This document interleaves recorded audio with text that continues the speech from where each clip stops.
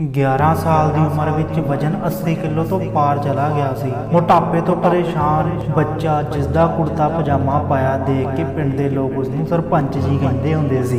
ਪਰ ਘਰਦਿਆਂ ਨੇ ਜਦੋਂ ਦੇਖਿਆ ਕਿ ਬੱਚੇ ਦਾ ਮੋਟਾਪਾ ਵੱਧਦਾ ਜਾ ਰਿਹਾ ਤਾਂ ਉਸ ਨੂੰ ਕੋਈ ਨਾ ਕੋਈ ਖੇਡ ਖੇਡਣ ਲਈ ਪ੍ਰੇਰਿਤ ਕੀਤਾ ਤੇ ਅੱਜ ਉਹ ਬੱਚਾ ਇੰਡੀਆ ਦਾ 골ਡਨ ਬॉय ਜਿਸ ਨੇ ਟੋਕੀਓ 올림픽 ਵਿੱਚ ਐਥਲੈਟਿਕ ਜੈਵਲਿਨ ਥਰੋ ਵਿੱਚ 2020 ਵਿੱਚ ਇੰਡੀਆ ਨੂੰ 골ਡ ਮੈਡਲ ਜਿਤਾ ਕੇ ਇਤਿਹਾਸ ਰਚ ਦਿੱਤਾ। ਇਸ ਤੋਂ ਪਹਿਲਾਂ भी बहुत सारे मेडल ਅਤੇ गोल्ड मेडल जित के उसने इंडिया का नाम रोशन किया। बट एक गोल्ड मेडल जितना इन्ना आसान नहीं सी। जिस कलाई नाल जैवलिन थ्रो मजबूती नाल सुटिया जाता है वो कलाई 2012 ਵਿੱਚ बास्केटबॉल खेडते हुए इस खिडारी की टुट गई थी। पर इस टुटी हुई कलाई को रिकवर करके नीरज ने बहुत सारे गोल्ड मेडल अपने नाम किए ते फिर 2019 ਦੇ ਵਿੱਚ जिस शोल्डर के नाल जैवलिन थ्रो करन दे लई जोर लगाया जाता है उस दे विच बहुत ही भयानक इंजरी हो गई जिसदा करके मुंबई दे विच तकरीबन 2 घंटे तक उस शोल्डर की सर्जरी हुई ते उस सर्जरी तो बाद 2019 के बहुत महीने जस्ट रेस्ट करते हुए ही नीरज नूं बतौणे जबकि टोक्यो ओलंपिक 2020 के लिए तैयारी करना 2019 ਦੇ ਵਿੱਚ बहुत ज़्यादा जरूरी सी। पर फिर भी हौली हौली करके 2019 ਦੇ ਵਿੱਚ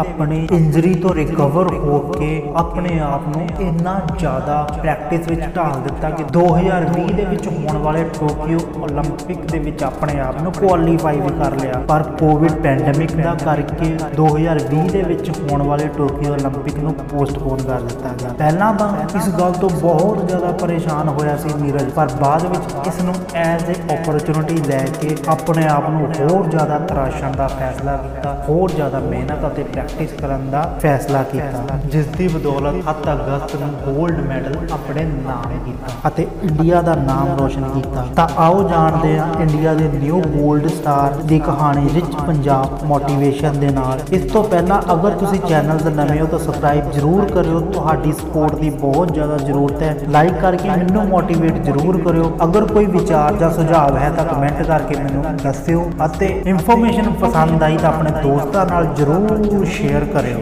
जन्म स्थान पानीपत पिंड खांदरा विच 24 दसंबर 1997 ਨੂੰ एक गरीब किसान के घर जन्म होया नीरज चोपड़ा का। जॉइंट परिवार होने करके घर विच कुल 17 मैंबर। घर की इनकम का सोर्स खेतीबाड़ी से इस करके बहुत ज़्यादा इनकम नहीं सी। घर की आर्थिक हालत खराब ही सी। बचपन विच ही नीरज का वजन वधन लगा ते 11 साल की उम्र विच नीरज का वेट 80 किलो तो भी उपर चले गया। गोल मटोल होने करके सारे पिंड वाले इसनूं सरपंच जी किहा करदे, पर घरदियां ने नीरज के मोटापे नूं गंभीरता नाल लिया ਅਤੇ ਉਸ ਨੂੰ ਖੇਡਾਂ ਵਿੱਚ ਜ਼ਿਆਦਾ ਧਿਆਨ ਦੇਣ ਲਈ ਉਤਸ਼ਾਹਿਤ ਕੀਤਾ। ਹੁਣ ਨੀਰਜ ਨੇ ਸਟੇਡੀਅਮ ਜਾਣਾ ਸ਼ੁਰੂ ਕਰਤਾ ਸੀ। ਸਟੇਡੀਅਮ ਵਿੱਚ ਹਰ ਇੰਡੀਅਨ ਦੀ ਤਰ੍ਹਾਂ ਨੀਰਜ ਵੀ ਕ੍ਰਿਕਟ ਹੀ ਖੇਡਿਆ ਕਰਦਾ ਸੀ। ਪਰ ਇੱਕ ਦਿਨ ਉਸਨੇ ਕਿਸੇ ਸੀਨੀਅਰ ਖਿਡਾਰੀ ਨੂੰ ਜੈਵਲਿਨ ਥਰੋ ਦੀ ਪ੍ਰੈਕਟਿਸ ਕਰਦੇ ਹੋਏ ਜਦੋਂ ਸਟੇਡੀਅਮ ਵਿੱਚ ਦੇਖਿਆ ਤਾਂ ਇਸ ਦਾ ਰੁਝਾਨ ਜੈਵਲਿਨ ਥਰੋ ਵੱਲ ਕਾਫੀ ਵੱਧ ਗਿਆ ਅਤੇ ਜੈਵਲਿਨ ਥਰੋ ਨੂੰ ਦੇਖਦਾ ਰਿਹਾ। ਫਿਰ ਹੌਲੀ ਹੌਲੀ ਉਸ ਖਿਡਾਰੀ ਦੇ ਨਾਲ ਪ੍ਰੈਕਟਿਸ ਕਰਨੀ ਸ਼ੁਰੂ ਕੀਤੀ। ਉਸ ਦੇ ਲਈ ਉਹਦਾ ਸੱਟਿਆ ਹੋਇਆ ਭਾਲਾ ਚੱਕ ਕੇ ਲੈ ਕੇ ਆਉਂਦਾ ਸੀ ਅਤੇ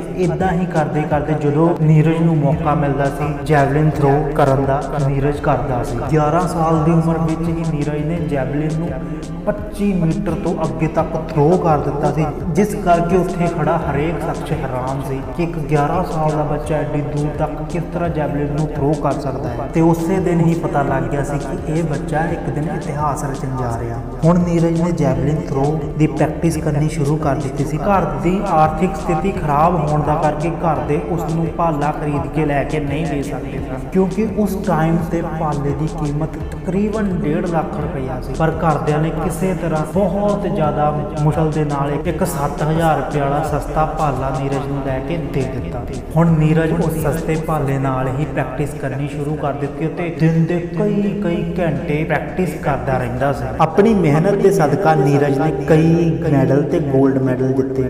2016 ਵਿੱਚ ਅੰਡਰ 20 ਵਰਲਡ ਚੈਂਪੀਅਨਸ਼ਿਪ ਵਿੱਚ ਪੋਲੈਂਡ ਵਿੱਚ ਨੀਰਜ ਨੇ 골ਡ ਮੈਡਲ ਜਿੱਤਿਆ। ਰਾਸ਼ਟਰਮੰਡਲ ਖੇਡਾਂ ਵਿੱਚ 86.47 ਮੀਟਰ ਜੈਵਲਿਨ ਥਰੋ ਕਰਕੇ 골ਡ ਮੈਡਲ ਜਿੱਤਿਆ। ਫਿਰ 2018 ਵਿੱਚ 88.07 ਮੀਟਰ ਤੱਕ ਥਰੋ ਕਰਕੇ ਏਸ਼ੀਆਈ ਖੇਡਾਂ ਵਿੱਚ ਰਾਸ਼ਟਰੀ ਰਿਕਾਰਡ ਬਣਾਇਆ ਅਤੇ 골ਡ ਮੈਡਲ ਆਪਣੇ ਨਾਮ ਕੀਤਾ। ਤੇ ਨਾਲ ਨਾਲ ਨੀਰਜ ਨੂੰ ਇੰਡੀਅਨ ਆਰਮੀ ਵਿੱਚ ਸੂਬੇਦਾਰ ਦੀ ਪੋਸਟ ਵੀ ਮਿਲ ਗਈ ਜਿੱਤ ਤੋਂ ਨੀਰਜ ਬਹੁਤ ਜ਼ਿਆਦਾ ਖੁਸ਼ ਸੀ, ਕਿਉਂਕਿ ਉਹ ਇੱਕ ਗਰੀਬ ਪਰਿਵਾਰ ਤੋਂ ਬਿਲੋਂਗ ਕਰਦਾ ਸੀ ਜਿੱਥੇ ਕੋਈ ਵੀ ਸਰਕਾਰੀ ਨੌਕਰੀ ਕਰਨ ਵਾਲਾ ਪਰਸਨ ਨਹੀਂ ਸੀ, ਜਿਸ ਕਰਕੇ ਆਪਣੀ ਸਰਕਾਰੀ ਨੌਕਰੀ ਤੋਂ ਨੀਰਜ ਬਹੁਤ ਜ਼ਿਆਦਾ ਖੁਸ਼ ਹੈ। ਟੋਕੀਓ 올림픽 2020 ਜੋ ਕਿ ਕੋਵਿਡ ਦੇ ਚੱਲਦੇ ਹੋਏ ਪੋਸਟਪੋਨ ਹੋ ਗਏ ਸੀ। ਟੋਕੀਓ 올림픽 2020 ਨੀਰਜ ਨੇ 87.58 ਮੀਟਰ ਥਰੋ ਕਰਕੇ 골ਡ ਮੈਡਲ ਨੂੰ ਆਪਣੇ ਨਾਮ ਕੀਤਾ ਅਤੇ ਇੰਡੀਆ ਦਾ 골ਡਨ ਬॉय ਬਣ ਕੇ ਚਮਕ ਉੱਠਿਆ। ਹੁਣ ਨੀਰਜ ਦੀ ਨਜ਼ਰ 2024 ਵਿੱਚ ਹੋਣ ਵਾਲੇ 올림픽ਸ ਦੇ 골ਡ ਮੈਡਲ ਉੱਤੇ ਹੈ। ਪਰ ਇਹ ਸਫ਼ਰ ਇੰਨਾ ਆਸਾਨ ਨਹੀਂ ਸੀ। 2012 ਵਿੱਚ ਬਾਸਕਟਬਾਲ ਖੇਡਦੇ ਹੋਏ ਨੀਰਜ ਦਾ ਗੁੱਟ ਟੁੱਟ ਗਿਆ ਸੀ, ਪਰ ਨੀਰਜ ਨੇ ਫਿਰ ਉਸ ਗੁੱਟ ਨੂੰ